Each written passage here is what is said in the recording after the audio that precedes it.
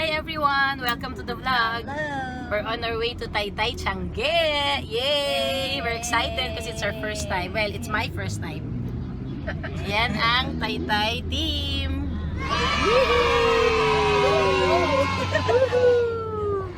Pati Chu! Si Kuya isama natin. Hi Kuya! Hello. Hello, bye. Oh no! We just took Grab para hindi kami mahirapan mag-park.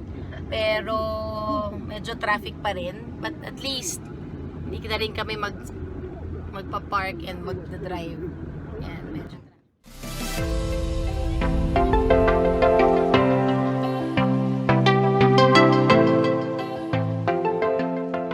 Few minutes later. Ayan na, we're almost here. Nandito, I can see Jollibee. Yan daw ang landmark. Nakita mo raw yan, malapit na. Ayun. Kakanan tayo doon sa may Manginasal. Para magbabanyo. Diyan, nakabis sa kabilaan yan. Okay. Gibuti ninyo. Ito na yun.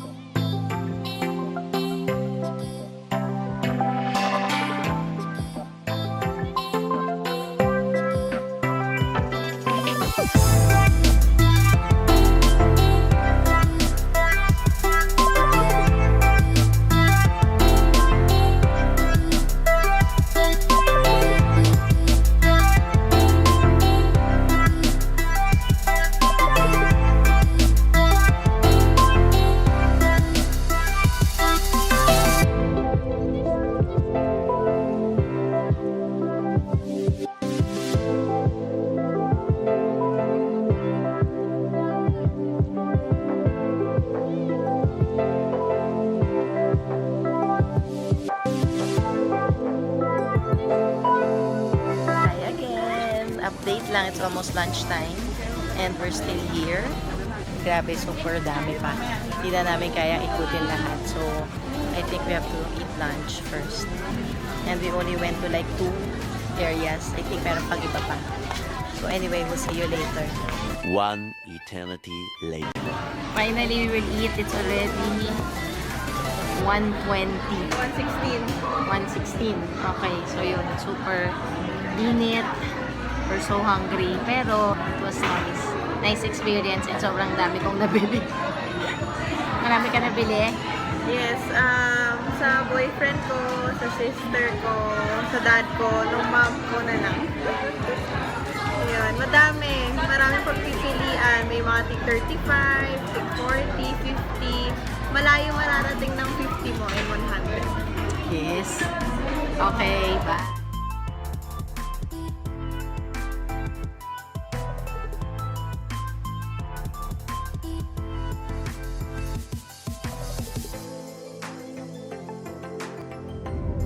We're on our way home and again we just took Grab para hindi kami mahirapan pa uwi. And ayan na yung mga pinamili. Papakita namin yan next time. So next na lang siguro na vlog. Very happy. Very happy. Okay. Bye. Thank you for watching. I hope you enjoyed the video. The experience was really so much fun. Sobrang sulit talaga siya, especially in my case kasi it's my first time to go there. So, nakakatuwa. Sobrang laki. The place is really massive. And marami siyang iba-ibang areas. Pero, maganda siya kasi sobrang sulit yung punta mo because nga ang dami mong makikita and super sulit. Super mura niya. As in, we were able to buy like 50 pesos na blouse and then there's also shorts that's only 35 pesos. So, sobra talaga siyang mura. Nakakatuwa siya. And it's actually nice, especially kung meron kang business or if you plan to do business, you can visit that place to buy your stuff. So, bibili ka doon and then you sell it online or if you have a shop, you can sell it on your shop kasi sobrang mura niya. Basta marunong ka lang pumili, marunong ka lang, ikot ng ikot until makakahanap ka ng gusto mo, yung mga, at saka maganda yung mga designs, maganda yung tela. Basta marunong ka lang pumili, makakakuha ka ng good deal. Kaya lang, syempre, the downside there is mainit lang talaga siya kasi it's not an air-conditioned place. So, of course, mainit. So, dapat lang talaga ready ka. So, you have to wear like light clothes and also don't forget to bring your own shopping bag para lagay ka na lang naglagay ng mga things that you buy. And para sama-sama siya at the same time, it's easier to carry. Sobrang sulit niya talaga kasi ang mura talaga ng mga clothes. You can, at saka, you can find clothes for kids, merong pang babae, may pang lalaki, may pang office, may pang bahay, lahat. They even have bathing suits, they even have, what else? Lahat, kahit mga undergarments they have. So, marami talaga. Sobrang nakakatuwang pumunta. You should try it. At saka, mas sulit siya lalo if marami kang bibilin kasi sulit yung biyahe mo. Kasi medyo malayo siya, especially from my place. It depends of course kung saan kayo galing. In my case, medyo malayo siya. So, dapat talaga alam mo na yung bibilin mo or ready ka na sa mga bibilin mo. And bring lang exact kung ano yung money na willing ka to spend para hindi ka rin ma-overbudget. If you have time, you should try to visit. It's really nice to go there. Don't forget, Taytay Tiangge. It's in Rizal. So, if you haven't been there, try to visit the place. So, that's it. I hope you enjoyed the video. Please don't forget to like, subscribe, and click the notification bell below for more videos. I hope you can also comment down below for more suggestions for our next video. Thank you so much. See you in the next video. Bye!